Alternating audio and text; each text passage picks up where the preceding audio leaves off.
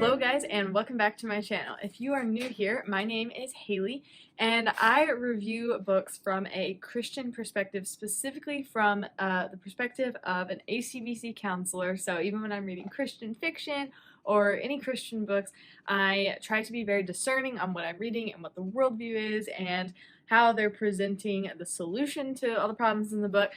So you'll hear me talk a lot about content in books and whether it's clean or not and whether I agree with the worldview in there. But today's video is going to be an August recap. So I'm going to go through all of the books that I read in the month of August and talk about what I thought about them, whether I would recommend them to you. Some of it will be personal opinion and some of it will be just objectively if the book is good or bad. So I'm excited to get into this month because if you saw my last month's video for the July recap, I hardly read anything in July, which was kind of understandable because I was gone a lot of the month and I started some big books. But this month I finished a ton because I got back into things. I have a lot of driving that I do, so I listen to a lot of audiobooks. And I read this entire stack of hardback books, or however you say it. So let's go through all the books that I read. So in summary, I read 12 books total for 3,628 pages in the month of August. That's pretty impressive compared to last month. That's basically triple what I read, so I'm really excited about that. So the first book that I want to talk about is Pollyanna by Eleanor H. Porter. I gave this book 5 stars. Now, I have read this before, I guess in my homeschool, like way back, probably when I was maybe 10 or probably younger than that. We read this and I remember really enjoying it and just thinking that she was a really funny kid, but reading it again, it took on a whole new meaning. We listened to it on our family vacation. It's a short, sweet book, but really the main point of it is that whole like rejoice in everything perspective. It's not necessarily a Christian book, like they don't mention Christianity, but her attitude is just very bubbly and happy and looking for the silver lining in anything, and it's just really sweet, and it's cool to see like a lot of the people get really annoyed at her, which reminds me of that verse in the Bible. I can't remember exactly where it is, but it says basically that that joyful spirit will be annoying to some people, and she helps people to see, not in like a silly way, but in a true way, see like the good in everything, because there's even like a scene where it talks about like, how can a doctor see the good in everything? And someone says, oh, well, you can say, I'm glad I'm not like that person. And she's kind of disappointed in that and says, well, no, that's not the right response. You should think more like, oh, I'm really happy that I get to help all of these people who are suffering. So I just really loved it and her attitude. And I think it's such a good example for all of us to follow her example and to have that really godly attitude of rejoicing in everything, like the Bible says. So I gave this one 5 stars, and I wanted to read a couple of quotes from it because I really enjoyed the quotes. There was one that said, what men and women need is encouragement. Their natural resisting power should be strengthened, not weakened. Instead of always harping on a man's faults, tell him of his virtues. Try to pull him out of his rut. Hold up to him his better self, his real self that can dare and do and win out. People radiate what is in their minds and in their hearts. Now, I don't necessarily agree with her worldview. It kind of seems like she's saying that man is basically good, but I do agree with the fact that bringing out someone's faults and constantly nagging at them won't help them to grow. Encouraging them in the right thing will help them a lot better. Oh, yes. So it did have some Christianity in it. This one quote said, if God took the trouble to tell us 800 times to be glad and rejoice, he must want it to do its sum. I love that. So she said something about her aunt gave her a whole schedule for her day, and she said, oh, but Aunt Polly, there won't be any time for actually living. She said, and her aunt says, you know, you'll be breathing, of course. And then Polly says, of course I'd be breathing all the time I was doing those things, Aunt Polly, but I wouldn't be living. You breathe all the time you're asleep, but you aren't living. I mean living, doing the things you want to do, playing outdoors, reading, to myself, of course, climbing hills, talking to Mr. Tom in the garden and Nancy, and finding out all about the houses and the people and everything everywhere, all through the perfectly lovely streets I came through yesterday. That's what I call living, Aunt Polly. Just breathing isn't living. Another one says, she had been too busy wishing things were different to find much time to enjoy things as they were. Such a good one. And I can't find this quote, but there was one that I really enjoyed. We were talking about this little boy who no one will adopt because they're sending all their money overseas to these other orphans. And the boy says something about how I guess they like the principle of basically being holy than actually doing something good.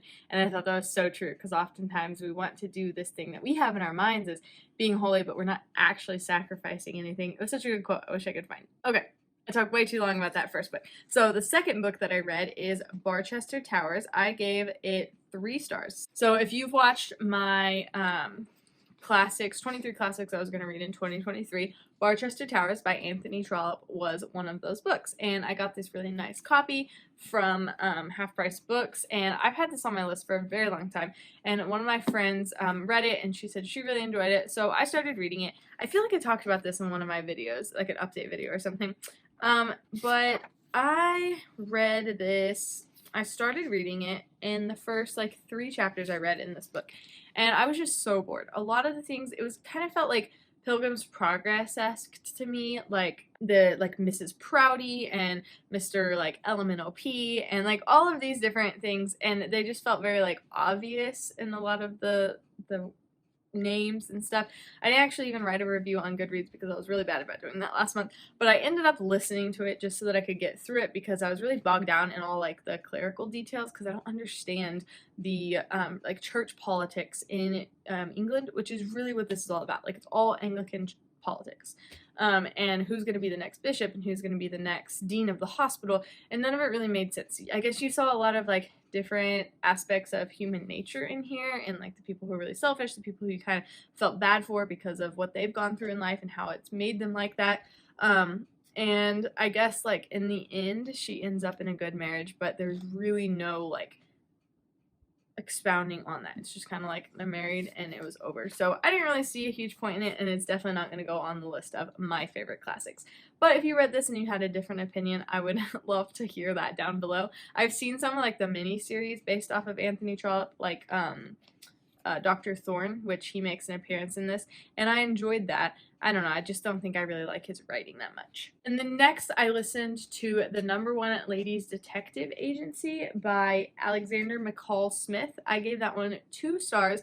I've had this one on my list for a while to read, and I've seen a lot of people talk about it as like a cozy mystery type of book. As far as like the mystery aspect goes, it was pretty interesting and like cool to see her kind of figure it out, but it was very just like cliche, typical mystery book, nothing very exciting, like different isolated circumstances of like, oh, this person comes into this mystery and she solves it, and the next person comes in and solves a mystery. I guess like the overarching story was her character development throughout and how her business was growing, but I just didn't find it very interesting. And like some other reviewers I saw say it was kind of weird how she rejected like 3 people that asked to marry her, and then in the end accepts someone even though she said like she's never gonna get married again, and then she's randomly just like, oh, okay, fine, let's get married because that sounds good.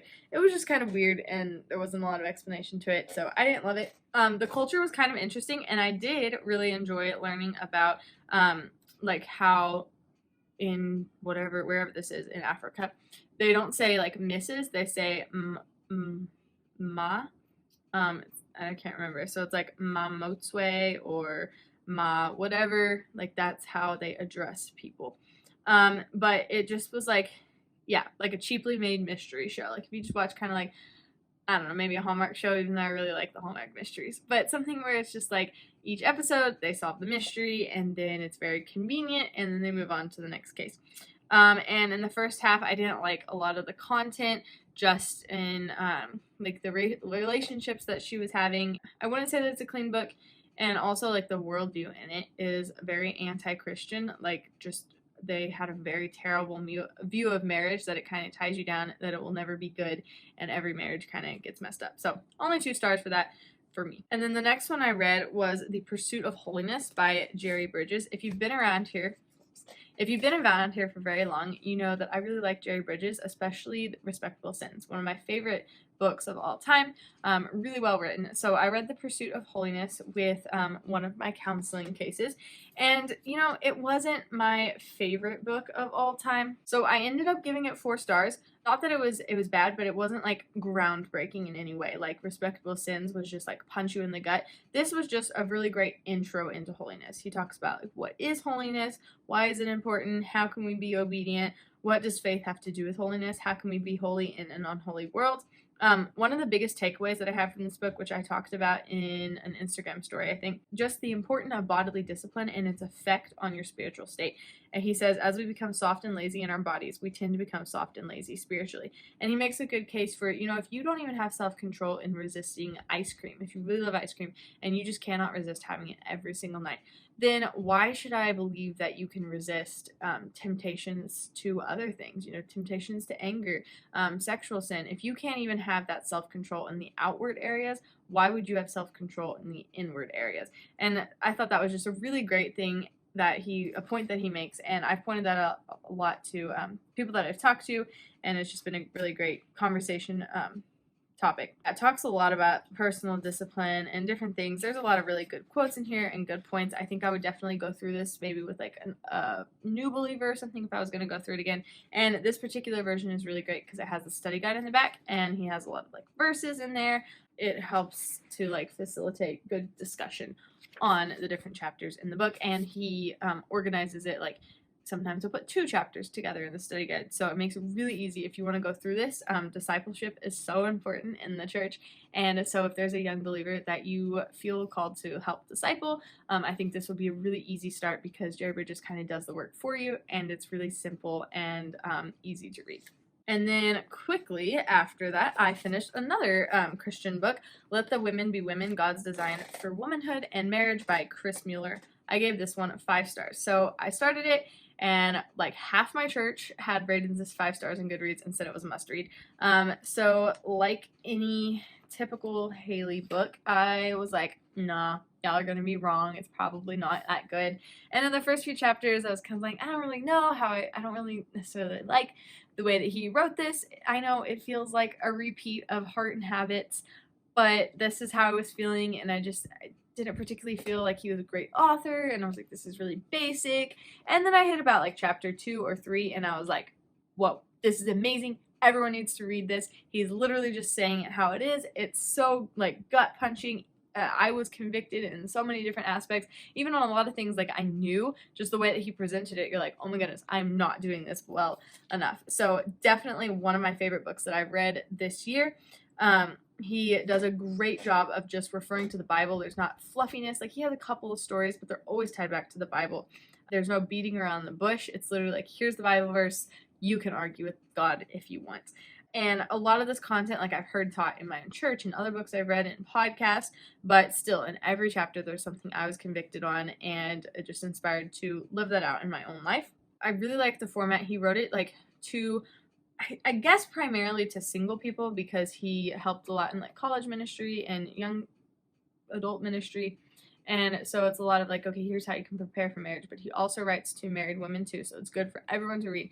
But it definitely made me think, okay, I need to work on a lot of these things right now, because, Lord willing, I'll be married in the next couple of years, and I want to be as ahead as I can on a lot of these things that the Proverbs 31 woman is called to. So I would definitely recommend this to all women to read. I think it's just such a great resource, and even I think men can read it. He even says that in here, like, men should read this to know what to look for in a godly wife, and I do look forward to reading the Let the Men Be Men one, so that I can know what a godly man is. I especially like chapter 8 on the women are to be homemakers. He says that the Bible says that God's heart, God's design, and God's plan is for women to be workers at home. The world would do anything it can to disrupt and distort God's perfect design. It says she should be working hard to make her home reflect the orderliness that is part of God's character. God views the role of a wife as the master of the home who lives out her commitment in freedom, contentment, peace, and joy. I am a big proponent of working at home, and I love just working at home and cleaning and cooking and stuff, but that chapter really just struck me as I need to prioritize the home even more and use that space to reflect God's glory. And literally I went and like cleaned my room after reading this book, because I was thinking, okay, he says in there, if a single person can't keep their room and their bathroom clean, then why would they be able to keep the whole house clean? And I was like, wow, that's so like just convicting, and I felt like I needed to work on that. So if you can't tell, love this book. Definitely recommend that you read it.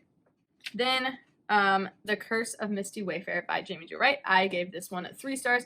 I'm not going to talk very long about it because it was pretty unremarkable. Didn't really like the writing. I literally just pushed through reading it because I wanted to see the conclusion of like, how is this even possible for it to be like real, you know, like there's ghosts and stuff. But I'm like, okay, well, I know ghosts isn't real. So what is the logical explanation for that? That's pretty much the only reason why I finished this.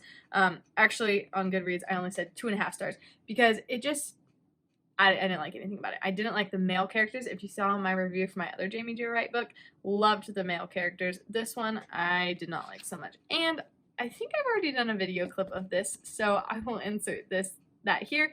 And if I didn't, then you can tell it's just unremarkable and I can hardly remember anything about it. Alright, y'all are going to see this video as part of another video, but I really needed to talk about this book right now that I finished a couple of days ago and I already kind of forgot my thoughts toward it, so I definitely don't think I can wait till the end of the month to talk about all the things I liked and didn't like. So this is my review of The Curse of Misty Wayfarer by Jamie Jo Wright. So I read another Jamie Jo Wright, The Reckoning at Gossamer Pond, and I can't remember, I think that was probably in my May recap.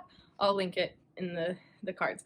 But I really liked that book. I loved the characters that she wrote in there, especially like the male characters were just so well written, and she wrote a good story that kept me wanting to read, and it was slightly creepy, but more on like the mystery side.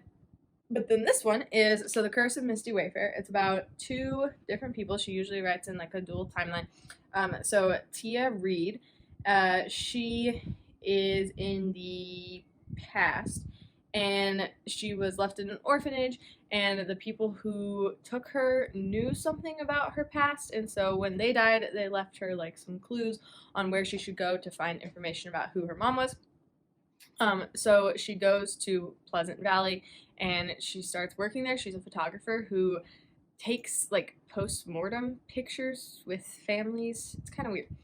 And then present day, there's Heidi, and she like struggles with anxiety and panic attacks, and she is kind of estranged from her family. So Heidi gets a letter from her mom, who is struggling with dementia, and it contains like some concerning, mysterious things. So she goes back home, which happens to be Pleasant Valley. So there's like this mystery surrounding Pleasant Valley. So it starts off with Tia, or Thea, however you say her name, her story. And I was really bored. Literally like 100 pages into this book, I was still so bored. And I just kept pressing through because I don't like quitting, and I knew it would probably be kind of a quick book to read because it's more of a modern fiction book. But really it didn't get better. I can't remember. I think I left it 2 or maybe 3 stars on Goodreads. But I just didn't feel very interested. Like, well, I guess I kept reading because I knew I wanted to figure out, like, so it's about a ghost, but you know, like, okay, ghosts are not real. So what's the explanation? Like, who's playing tricks on this whole town for decades? And so that's really why I kept reading, because I wanted to figure out, like, what is this ghost? So when you read a book and there's like something strange, otherworldly, that you know can't be true, and so you have to like figure out, well, what is the logical explanation for this? And then there's like, so neither of the characters did I really relate to or like that well. They were just, especially Heidi, all I could think of was, wow, she really needs some biblical counseling and she needs Christ, because her life was just so messed up because of her anxiety and her unwillingness to actually confront problems. She always ran away from everything. And then both the guys in there, I just didn't like them as much. Like Rhett, by the end, I started to like, but literally for like 3/4 of the book, he's just like this silent Hulk, and she refers to that so much. Like this, Jamie Jo Wright does this a lot. Like she does the whole like noticing, you know, intense moments, like something tense is happening, and then it's like, oh my gosh, she's looking at me, and it's so like distracting from the story. And then the other guy, I don't even remember what his name is. I don't know. But neither one of them really left like an impression, and I felt like there wasn't a lot of like character development. It was just a story about like a lot of family problems and you know, what happens when there's just weird mixed families, and I don't know. It was like Heidi's story was kind of interesting, like figuring it out. I just felt like it was really slow, and I just found a lot of like issues with the writing in here. So this is definitely not a Jamie Jo Wright book that I would recommend. And I saw somebody else I was friends with said that this was like their least favorite. So it's kind of 50-50 right now. I loved the Gossamer Pond one, hated Misty Wayfarer. So I need y'all to recommend to me a tiebreaker. That's a really good Jamie Jo Wright. So I'll be able to kind of like redeem this book and read another Jamie Jo Wright that will make me like her again. So if you guys have any recommendations on your favorites that she has written, please leave them down in the comments, because I would like to read another one. I like, usually, well, in the other book I read, I like the way that she wrote the characters and the way that she wrote the story. This one just wasn't there. So if y'all have a recommendation for a better one, I would love that. Then I listened to The Last Grand Duchess by Bryn Turnbull. I've had this one on my want to read for a very long time and thought it was going to be some great book. So I went to my want to read because I knew, oh, someone else has reviewed it. That's why I added it, right? Couldn't find any reviews from any of my friends. So it must have been some old video I watched or something. But I did not enjoy this at all. I felt like it was one of those like lightly touched by history fiction instead of like true historical fiction. But it felt a lot like fan fiction of the Romanovs, similar to like Nadine Brandy's her Romanov book. Did not like that. Felt like it was just very light historical fiction. If you've seen Anastasia, you pretty much know exactly how this story is going to go. It doesn't reveal any new exciting things, except it has a lot more love in it than the movie Anastasia does. You would think that in wartime that the main character, Olga, wouldn't switch between crushes literally every 5 minutes, but no, she does. As far as content, there is some language in here, including one bad word that just comes out of like nowhere, and it's not repeated anywhere else, but that is in there. Also, one of the soldiers makes a subtle mention of something he wanted to do, and apparently there's a mention of 2 female characters that like each other. I did not pick up on that at all, but I saw another reviewer mention it, so I wanted to just say that in case you're worried about that. And there are very slightly graphic descriptions of injuries. I wouldn't say it was too bad, but obviously, what's the boy's name? Their son, he has the disease where his blood doesn't clot, and so there is some blood and some injuries, but I don't remember too much. So anyways, I wouldn't recommend reading it because I think you can find a lot of better books on the Romanov family, and I feel like this just plays into the whole like obsession with did they live or not, and I felt like it was kind of silly. Then I read All Manner of Things by Susan Finkbeiner and gave this 5 stars. Man, so many good like 5-star books this month. This one literally had me like crying, sobbing. I was trying, like my sister was laying in her bed underneath me, and I was trying to like hold in the sobs so she couldn't tell that I was crying, even though she read this first and sobbed through it. But it is so sad, but so sweet. Like literally, I just love the characters in here so well. Somehow, Susan Finkbeiner, and I've read some of her books that I really didn't like, but she does an amazing job of just portraying what this family would have been like the hurts that they go through, the love that they have for one another. The main character, like you felt what she was feeling throughout the whole thing. And then Mike, her brother, was so sweet, like literally the best big brother that you could ever want. And just the interaction between the 3 siblings was so good. And then just all the other characters surrounding it. I don't know, this is one of those books that had great characters. A lot of the times I'm drawn more to the plot and like how did the plot go. This had amazing like character development. You could just see into their lives and what they were feeling. Even the way that she writes, like in some spots, you know, if there's something really sad, she would write almost in like a dazed condition, like you weren't really sure what was going on, kind of like this out of body experience, and you actually felt it. It was so good.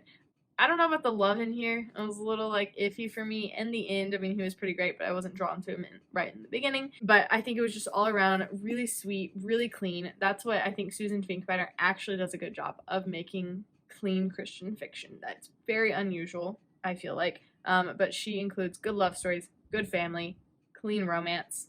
Absolutely love this book. I guess I should tell you what it's about. It's about the Vietnam War, and this family, and Mike goes away to fight in the Vietnam War, and it takes place in Michigan, and so you get a lot of like the cultural and what were people feeling at the time during the Vietnam War, and then also their dad has ran away after the Korean War, and they don't really know where he is, but then they end up contacting him, and kind of like you see the family come back together, and it's interesting because they didn't get divorced, and so you kind of get that like restoration of the family, you know, like is this gonna work, should we try to restore it, should we divorce, you know, and just seeing that, such a good story, guys. Definitely recommend. Literally, we've given this to like my grandma, lady in our church, everyone cries, everyone loves it. Then I listened to Simulated by Nova McBee. Last month I read Calculated. And I really wish I would have gotten this one in print also, but it was much quicker and obviously cheaper to listen to it. I ended up giving it 4 stars. I can't really decide whether I like it better or worse than the first one. I don't know. There's a lot of aspects of this that I liked better. It's going to be really hard to talk about this without spoilers, guys. But I definitely like Joe's gift better in this one, even though she doesn't have her gift. If you listen to the first book, she loses it.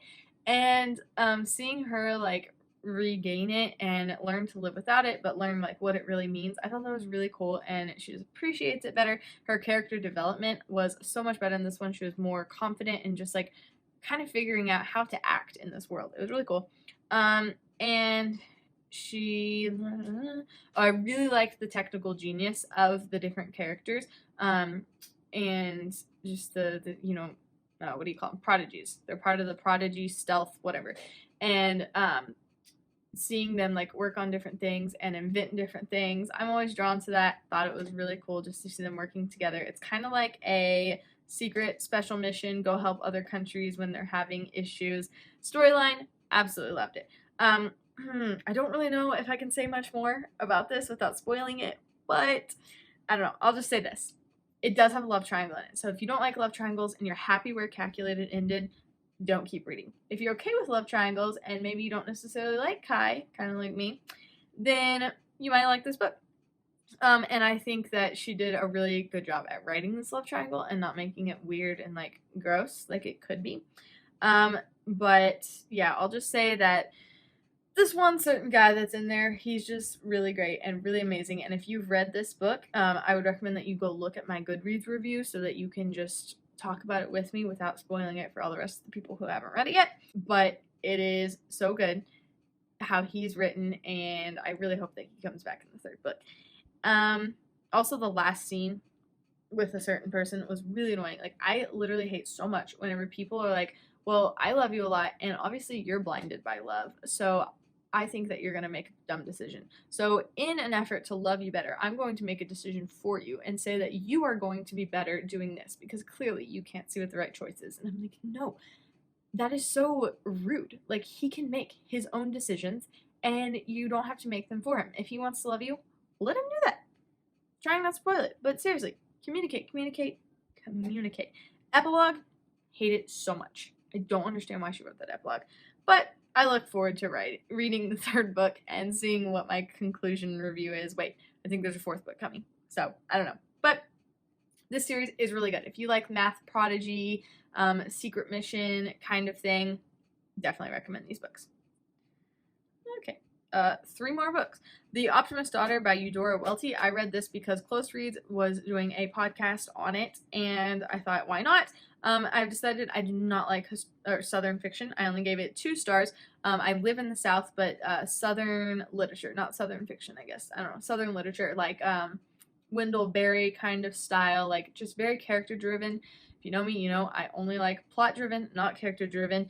It's like a snapshot of a terrible life. Like, look at this horrible thing that's happened in this life. Okay, guess the story's done. Like, no resolution, nothing. And it's also kind of like a short story. Don't really like it. I don't really see a point to it. There's no real conflict, no like plot development, and even listening to the Close Reads podcast, I didn't really see a point to it. So if you like Eudora Welty, let me know down in the comments what you think about it. But this was just not the book for me. That's my personal opinion. Then I read Elysium Tide. I read this pretty quickly. This is by James Hannibal. So the last James Hannibal I read was back in July, and it was The Shadowcatcher. Didn't really like it all that much. This was back to the James Hannibal that I like. I ended up giving it 4 stars. So it's about a neurosurgeon from London, and he is overworked. So his colleagues basically send him to Hawaii to one of those like medical conferences that no one actually attends. They just go for like a free vacation, I guess.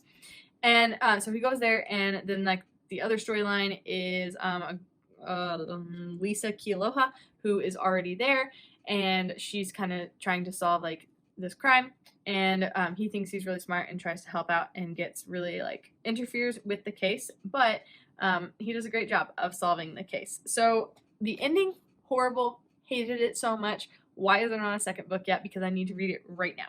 But I think James Hannibal is a great writer. And when you read these books, you just feel like he's a genius because somehow in every book he has a different, not necessarily history, but although some of his books have history, but wherever it is, where whatever is happening, you feel like he's an expert in that field. So whether it's in Hawaii or it's in the Paris Betrayal, where it's, you know, a biblical reference, or it's in his Lost Property Office books that have a lot of history in them, you just feel like he knows everything about it. In this one, I love the British versus the Hawaiian cultures and just the little, like, just the little facts you get to learn about those cultures. I had no idea that Maui was still so, like, cultural and not American. And so I learned a lot about just the culture of that, and the names were really neat to read. And also I learned a lot about like the terrain of Hawaii. Like you felt like you were driving through the what kind of field? Cane fields that are there. I just learned a lot about that. So basically, here's some things that I like personally, and this describes the book. Like all these things that are my personal like favorite things were wrapped up in this book. So we got Hawaii, random history facts thrown out there, neuroscience, good detective story, annoying yet charming male characters, and a sweet family dynamic. Put it all together, that's Elysium Tide. And I thought he just did such a good job with that. You were kept guessing throughout the whole book on who like the perpetrator of the crimes is, and there's all these like twists and turns. You definitely get sad to see the consequences of sin on people's lives. And you see like the way that you're raised, your childhood, the decisions you make then definitely shape your future. But God can redeem even the worst of childhood, which again, James Hannibal did a great job of showing that in this book, that there is one person who did turn around and live a better life, even though they had these dumb decisions they made in their childhood. I liked the mentions of Christianity, although like all Christian fiction, he didn't like have it impact the person's life that much. You know, like there was mentions of Christianity, but then in like the everyday, you could forget that it was a book about a Christian. And then the Peter's struggle with anxiety and losing control, it felt really real. You could sympathize with him, and you found yourself wanting to answer all of his questions with the truth of Scripture. So I wish there would have been like a true conversion. But maybe that's coming in the sequel. Maybe we'll see him wrestling with these questions even more. So 2 things I didn't really like. There was not enough romance in here. It was just like very, very slightly hinted at, which I thought it was on a really great track to like, okay, we're good friends and we can have a good relationship together. But there wasn't that much in there. I'll not spoil it. But I thought it could have ended just a little bit better. And then also, just like in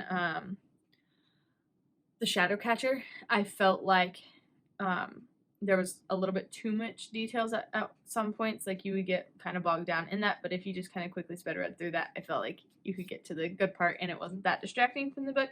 So overall, I would say it's a great, clean book. Obviously, there is death and injuries in here, so you know, it might be disturbing to some people, but I felt like it was not graphic at all and just dealt with really well. So if you like mystery books, I would highly recommend this one, and I'm definitely giving it to my mom to read. And then the last book that I read, how long is this video already? The last book that I read, I just finished listening to it today, was True Community by Jerry Bridges. I gave this one 4 stars. Wow, 2 Jerry Bridges in a month. I've had this one on my list for a long time to read, and we had it on Audible, so I got to listen to it.